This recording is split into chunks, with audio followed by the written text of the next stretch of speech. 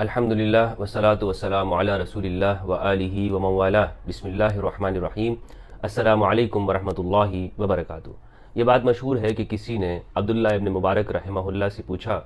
کہ عمر بن عبدالعزیز رضی اللہ تعالی عنہ افضل ہے یا معاویہ بن ابی سفیان؟ تو عبداللہ ابن مبارک رحمہ اللہ نے جواب دیا، تراب دخل فی انف معاویہ مع رسول اللہ خیر او افضل من عمر بن عبدالعزیز، کہ وہ گرد و غبار، وہ دھول مٹی جو رسول اللہ کا ساتھ دیتے ہوئے معاویہ بن ابی سفیان کے ناک میں گئی، وہ گرد و غبار بھی عمر بن عبدالعزیز سے بہتر یا افضل ہے۔ یہ قول کہاں تک درست ہے اور اس سے واقعی عمر بن عبدالعزیز کے اوپر کسی کی فضیلت ثابت ہوتی ہے یا نہیں ہے، اس پر آج ہم گفتگو کریں گے۔ پہلی بات تو میں آپ کو یہ عرض کرتا چلوں کہ صریح احادیث کے مقابلے میں، آیات کے مقابلے میں کسی کا قول کوئی حجت نہیں رکھتا ہے۔ رسول اللہ صلی اللہ علیہ وآلہ وسلم کی واضح نص موجود ہے کہ عمار کو باغی گروہ شہید کرے گا، عمار تقتلہ الفئۃ الباغیہ، اور یہ بھی اجماع امت ہے، اس پر پوری امت کے محدثین فقہاء کا اجماع ہے کہ عمار کو شہید کرنے والا جو باغی گروہ ہے وہ کن کا ہے؟ وہ شامی گروہ ہے، اور جن کے جو امیر تھے وہ معاویہ بن ابی سفیان تھے۔ اس پر اجماع امت ہے، یہ کوئی اختلافی مسئلہ نہیں ہے۔ جب یہ بات طے ہو گئی کہ ایک طرف ہمیں نصوص کثیرہ موجود ہیں، رسول اللہ صلی اللہ علیہ وآلہ وسلم کا فرمان ہے اور قرآن مجید کی آیت ہے، وَإِن طَائِفَتَانِ مِنَ الْمُؤْمِنِينَ اقْتَتَلُوا، یہ آیت موجود ہے۔ آیت کے ہوتے ہوئے اور واضح نص اور فرمان رسول کے ہوتے ہوئے کسی عالم کا قول کوئی حجت نہیں رکھتا کہ عبداللہ بن مبارک کے اس قول کی وجہ سے ان کی فضیلت ثابت ہو گئی، نہیں، کوئی حجت نہیں رکھتا۔ پھر اس قول کے اندر بھی علماء نے کہا ہے کہ یہ ان کا قول نہیں ہے، نسبت بعض نے کہا ہے کہ یہ صحیح نہیں ہے، لیکن خیر اگر ہم اس کو مان بھی لیں، بالفرض اگر ہم صحیح بھی مان لیں کہ یہ عبداللہ بن مبارک کا قول ہی ہے، یا کسی نے کہا ہے کہ جی وہ ان پہ تنقید کرنے والا وہ کلاب من الحاویہ ہے، تو یہ کوئی حیثیت نہیں رکھتی، ان اقوال کی کوئی حیثیت نہیں، حجت نہیں ہے یہ۔ اور اگر ہم ان کو مان بھی لیتے ہیں تو بعض نے کہا ہے کہ انہوں نے نفس صحابیت نے فضیلت دی ہے کہ عمر بن عبدالعزیز کے اوپر معاویہ بن ابی سفیان صحابی ہونے میں فضیلت رکھتے ہیں، اور یہ سب کو معلوم ہے کہ صحابی وہ تابعی سے افضل ہے۔ لیکن اس بارے میں میری جو تحقیق ہے وہ میں آپ کے سامنے پیش کرنا چاہتا ہوں، وہ یہ ہے کہ قرآن مجید نے جو صحابیت کے بارے میں بتایا ہے وہ سورہ توبہ کی آیت نمبر 100 سے ہمیں معلوم ہوتا ہے، اور وہ کیا بات ہے؟ وہ یہ ہے کہ والسابقون الاولون من المہاجرین والانصار، کہ پہلوں میں سبقت کرنے والے مہاجرین اور انصار میں سے، والذین اتبعوہم باحسان، اور جنہوں نے ان کی پیروی کی احسان کے ساتھ۔ تو صحابہ تو قرآن میں یعنی جو رسول اللہ کے ساتھی ہیں صلی اللہ علیہ وآلہ وسلم، وہ مہاجرین اور انصار ہیں۔ یہ وہ لوگ ہیں جن پر ہم صحابیت کا لفظ استعمال کریں گے، جنہوں نے ہجرت کی ہو یا نصرت کی ہو، انفاق کیا اور قتال کیا ہو، اس ہجرت کے دوران میں انفاق، قتال اور رسول اللہ کی مدد، اور یا نصرت مدد کرنا، اہل مکہ والوں کو ان کو ٹھکانہ دینا اور رسول اللہ کے ساتھ مل کر صلی اللہ علیہ وآلہ وسلم جنگیں کرنا، یہ لوگ ہیں صحابہ۔ اس کے بعد جو آتے ہیں جو رسول اللہ کے زمانے میں ہی ہیں، وہ قرآن کے نزدیک، قرآن مجید کے نزدیک نص قطعی ہے کہ وہ تابعین ہیں، والذین اتبعوہم باحسان، کہ جو بعد میں آئے، جنہوں نے ہجرت نہیں کی ہوگی، جنہوں نے نصرت نہیں کی ہوگی، وہ لوگ کون ہیں؟ وہ قرآن مجید کے نزدیک وہ متبعین ہے، تابعی کی اصطلاح ان کے لیے۔ تو اس معنی کے اندر آپ دیکھ لیں کہ جو طلقاء ہیں، نہ انہوں نے ہجرت کی ہے، نہ انہوں نے رسول اللہ کی نصرت کی ہے، بلکہ وہ تو ساری زندگی لڑتے رہے ہیں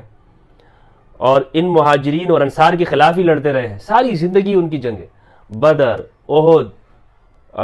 خندق، یہ جنگیں جتنے بھی ہیں، اور پھر مکہ کے اندر جس طرح جو ہجرت ہوئی ہے وہ انہی کے ظلم و ستم کی وجہ سے ہوئی ہے۔ تو یہ طلقاء جو ہیں یہ نہ مہاجرین ہیں نہ انصار ہیں، اور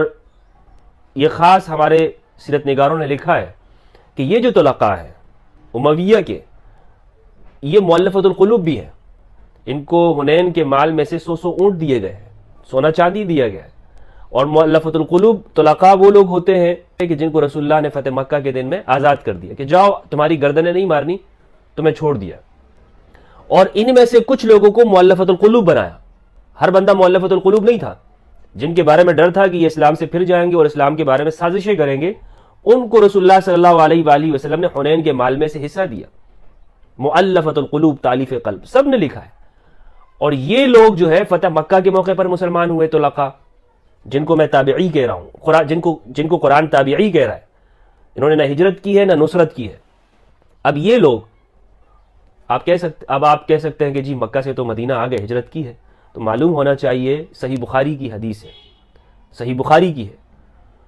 ابن عباس سے ہے اور ام المومنین عائشہ رضی اللہ تعالیٰ عنہا سے، لا ہجرت بعد الفتح، فتح کے بعد کوئی ہجرت نہیں ہے، کوئی ہجرت نہیں ہے فتح کے بعد۔ ہاں ولیکن جہاد و نیہ، ہاں جہاد اور نیت ہے، لیکن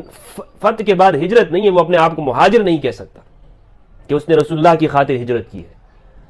تو یہ فتح مکہ کے بعد مسلمان ہوئے ہیں اور ان کی ہجرت تو کوئی قبول نہیں ہے نا، ہجرت نہیں ہے، رسول اللہ نے فرما دیا کہ ہجرت نہیں ہے فتح کے بعد۔ اور پھر یہاں فتح سے مراد بھی کیا ہے؟ صحابہ کرام جیسے براء بن عازب رضی اللہ تعالیٰ عنہ فرماتے ہیں کہ تم فتح مکہ کو فتح سمجھتے ہو، ہاں وہ فتح ہے، لیکن ہم اصحاب ربی وہ حدیبیہ کو فتح سمجھتے ہیں۔ تو یہ تو حدیبیہ کے بعد فتح مکہ کے موقع پر مسلمان ہوئے، یہ تو اور زمانہ دور ہو جاتا ہے۔ تو بہرحال یہ وہ لوگ ہیں کہ جو تابعین ہیں، اور تابعین کے بارے میں شرط ہے قرآن کی کہ بِإِحْسَانٍ، جس نے احسان کیا ہو۔ اب آپ دیکھ لیں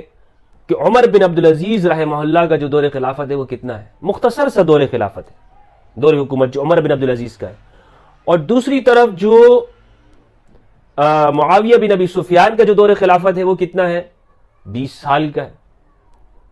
تو یہ تو اس سے 10 گنا بڑھ کر ہے نا، دونوں کا آپس میں کوئی تقابل ہی نہیں ہے۔ لیکن یہ آپ کو حیرت ہوگی کہ عمر بن عبدالعزیز کے اس مختصر دور خلافت کو لوگوں نے، علماء نے، تاریخ نگاروں نے بے اتفاق خلفائے راشدین کے ساتھ شامل کیا ہے کہ یہ خلفائے راشدین کے ساتھ ہے، حضرت ابو بکر، حضرت عمر، حضرت عثمان رضی اللہ عنہ، امام علی علیہ السلام، ان کے ساتھ ان کا دور ہے۔ تو ہمارے علماء نے ان کو شامل کیا، لیکن معاویہ بن ابی سفیان کا جو دور ہے وہ ان میں سے کسی نے ان کو خلفائے راشدین میں شامل نہیں کیا، بلکہ ملوکیت میں لکھا ہے، سب نے ملوکیت میں ان کو شامل کیا ہے۔ یہاں پر میں ایک حوالہ کوٹ کرنا چاہوں گا، مولانا عبدالرشید نعمانی صاحب، رشید نعمانی صاحب، وہ دیوبند کے بڑے اکابرین میں شمار ہوتے ہیں، ان کی کتاب سے میں آپ کو یہ کوٹ دکھانا چاہتا ہوں کہ وہ یہ کہتے ہیں کہ امام علی کے مقابلے میں تو ان کا کوئی شمار ہی نہیں ہے، یعنی وہ ناسبیت کی تعریف کرتے ہیں، وہ کہتے ہیں کہ جو ان کو برابر کرے گا نا امام علی کے، طلقاء کو امام علی کے برابر کرے گا، وہ ناسبی ہے۔ اور یہ تو برابر، یہ نہ مہاجرین میں شامل ہے نہ انصار میں شامل ہے، یہ برابری کی بات تو چھوڑیں۔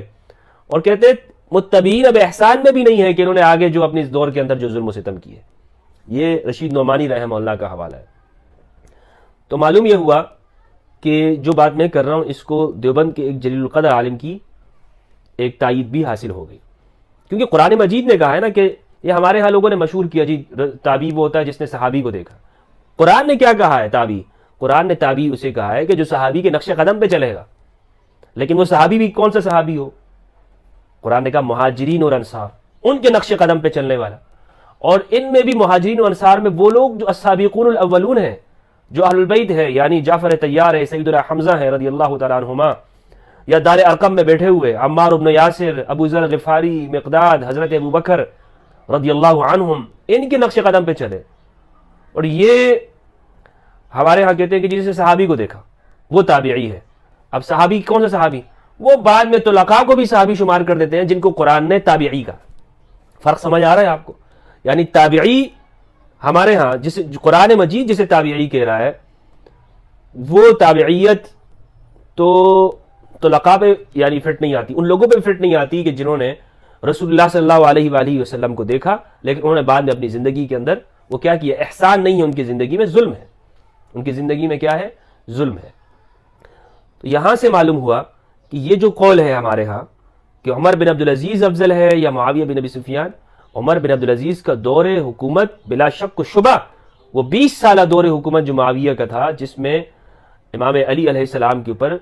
سب و شتم کیا گیا، اور وہ دور جس میں صلحاء کو، صحابہ کرام کو شہید کیا گیا، مدینہ پر چڑھائی کی گئی، اس دور سے عمر بن عبدالعزیز کا دور 1000 گنا افضل ہے۔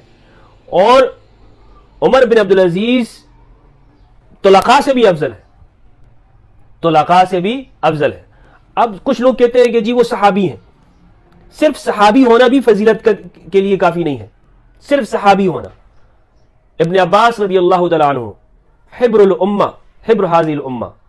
جن کو رسول اللہ صلی اللہ علیہ وآلہ وسلم نے دعا دی کہ اللہ ان کو قرآن مجید کی تعویل سکھا، امت کے سب سے بڑے عالم ہیں۔ وہ کہتے ہیں کہ تم لوگ کہتے ہو کہ ہمارا باپ صحابی ہے، اس نے رسول اللہ کو دیکھا ہے، فلاں ہے، خدا کی قسم ہمارا یہ پھٹا پرانا جو جوتا جو ہے یہ تمہارے باپ سے زیادہ بہتر ہے۔ ابن عباس فرماتے ہیں یعنی اس پہ گھمنڈ نہ کرو کہ ہمارے باپ کی آنکھوں نے وہ رسول اللہ کا دیدار کیا ہے، یہ کوئی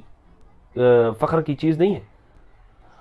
مقداد ابن عمر، مقداد ابن الاسود رضی اللہ تعالیٰ عنہ، وہ فرماتے ہیں کہ یہ کسی نے کہا کہ آپ تو بڑے ماشاءاللہ، یعنی آپ کی آنکھوں نے رسول اللہ کا دیدار کیا ہے، تو حضرت مقداد نے فرمایا یہ کوئی فخر کی چیز نہیں ہے کہ ہماری آنکھوں نے رسول اللہ صلی اللہ علیہ وآلہ وسلم کا دیدار کیا ہے، وہ آنکھیں جنہوں نے حضور کا دیدار کیا وہ آنکھیں افضل ہیں۔ یعنی اس وجہ سے عمر بن عبدالعزیز سے افضل ہو گیا۔ قرآن نے اعمال کے اوپر بنیاد رکھی ہے، اعمال کے اوپر، کہ جنہوں نے رسول اللہ کا دور پایا صلی اللہ علیہ وآلہ وسلم کا، وہ مبارک زمانہ پایا اور اس میں رسول اللہ کی مدد کی، رسول اللہ کے ساتھ ہجرت کی،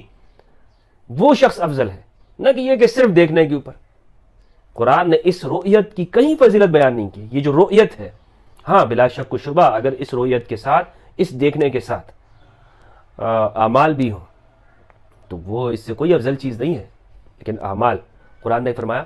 کہ تم لوگ گھمنڈ کرتے ہو،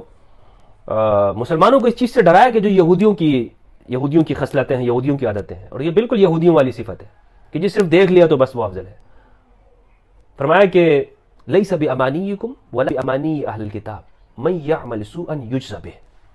تمہاری خواہشوں اور تمناؤں سے، زبان کی باتوں سے، جی ہم نے تو سرکار کا دیدار کیا ہے، یہ تو وہ آنکھیں ہیں کہ جنہوں نے حضور کو دیکھا ہے، تو بس ان سے تو کوئی پوچھ گچھ نہیں ہوگی، دنیا کے ہر شخص سے افضل ہے۔ لیس بامانیکم ولا امانی اہل الکتاب، نہ تمہاری خواہشوں سے چلتا ہے کچھ ہوگا اور نہ ہی اہل کتاب کی خواہشوں سے۔ من یعمل سوءا یجز بہ، جس نے برا کیا اس کا بدلہ اسے ملے گا۔ ہاں یہ قرآن کا فیصلہ ہے، اس میں سب برابر ہے، چاہے وہ شخص جو رسول اللہ کے زمانے میں تھا اور وہ شخص جو بعد میں آیا، یا وہ عام امتی ہے، ہر شخص برابر ہے کہ اگر اس نے زندگی کے اندر احسان کیا ہے اس کو اجر ملے گا، اگر ظلم کیا ہے تو اس کو اس کا بدلہ ملے گا۔ تو لہٰذا عمر بن عبدالعزیز کے بارے میں یہ کہنا کہ ان سے کوئی شخص افضل ہے، ان سے کوئی شخص افضل ہے، تو ہم دیکھیں گے کہ اس نے زندگی کے اندر احسان ہے یا نہیں ہے۔ تو اس لیے میرے نزدیک یہ جو قول ہے، یہ یعنی اس کی کوئی حیثیت قرآن مجید کے مقابلے میں باقی نہیں رہ جاتی ہے۔ قرآن کے مقابلے میں اس کی کیا حیثیت ہے؟ قرآن مجید نے بنیاد اعمال کے اوپر رکھی ہے کہ رسول اللہ کے ساتھی وہ ہیں جو رسول اللہ کے ساتھ ہجرت کر رہے ہیں، جو رسول اللہ، بلکہ وہ لوگ جو ہجرت نہیں کرتے نا، سورہ نساء کے اندر ان کے اوپر ہجرت کے احکام آپ دیکھ لیجئے کہ ان پر شدید ان کو وعید کی گئی ہے، ان کو ڈرایا گیا کہ ہجرت کیوں نہیں کر رہے ہو، ہجرت کے فضائل قرآن مجید کے اندر بیان کیے گئے۔ تو لہٰذا ہجرت کا ایک منصب ہے، ایک نصرت کا منصب ہے، اور یہ طلقاء وہ لوگ ہیں جو نہ مہاجرین ہیں نہ انصار ہیں، یہ تابعین ہیں قرآن کی نگاہ میں۔ لہٰذا تابعی عمر بن عبدالعزیز رحمہ اللہ تابعین سے افضل ہیں۔ عمر بن عبدالعزیز ایسے تابعین سے بلا شک و شبہ وہ افضل ہیں، کیونکہ ان کی فضیلت وہ خلفاء راشدین کے ساتھ ہے، اور ان کے دور کے اندر جو عدل و انصاف قائم ہوا، جس طرح سے اہل البیت علیہ السلام کے اوپر جو سب و شتم کا جو سلسلہ تھا وہ انہوں نے بند کیا، مجدد ہے اس امت کے، اس میں کوئی شک و شبہ نہیں ہے، اگرچہ بنو امیہ میں سے، اگرچہ وہ بنو امیہ میں سے، اور بنو امیہ میں سے ہونا کوئی ایسا نہیں ہے کہ جناب بنو امیہ کا جب مذمت آتی ہے تو ہر فرد اس کے قابل مذمت ہے، نہیں، بنو امیہ میں قابل عزت افراد شامل ہیں، ایسے لوگ شامل ہیں جو امام علی علیہ السلام کے موالین ہیں، یعنی آپ کی ولایت کے اقرار کرتے ہیں، آپ کا ساتھ دیتے ہیں، جیسے سابقون الاولون میں سے خالد بن سعید بن العاص الاموی رضی اللہ تعالیٰ عنہ، خالد بن سعید السابقون الاولون میں سے ہیں، 5ویں نمبر پر اسلام غالباً ان کا مورخین نے لکھا ہے، وہ اموی ہیں لیکن امام علی علیہ السلام کے کا ساتھ دینے والوں میں سے۔ عمر بن عبدالعزیز رحمہ اللہ، حضرت عثمان رضی اللہ تعالیٰ عنہ، یہ امویوں میں سے ہیں، لیکن مستثنیات ہے نا، ہر قاعدے سے جس طرح مستثنیات ہوتی ہیں اس طرح یہ بھی مستثنیات ہے۔ قرآن میں ہے کنتم خیر امت اخرجت للناس تأمرون بالمعروف وتنہون عن المنکر، تم سب سے بہترین امت ہو، تم دعوت کے کام کے لیے نکالے گئے ہو، امر بالمعروف و نہی عن المنکر کے لیے۔ لیکن کیا مطلب کہ امت کا ہر فرد بہترین ہے،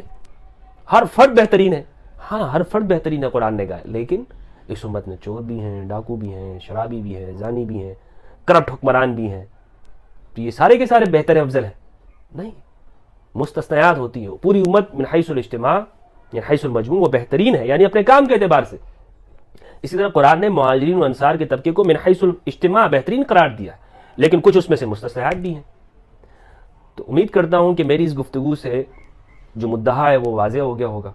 اور یہ جو قول ہے عمر بن عبدالعزیز رحمہ اللہ کی کے اوپر کسی کو فضیلت دینے کا، اس کا بطلان بھی آپ کے سامنے واضح ہو گیا ہوگا. والسلام علیکم ورحمۃ اللہ وبرکاتہ.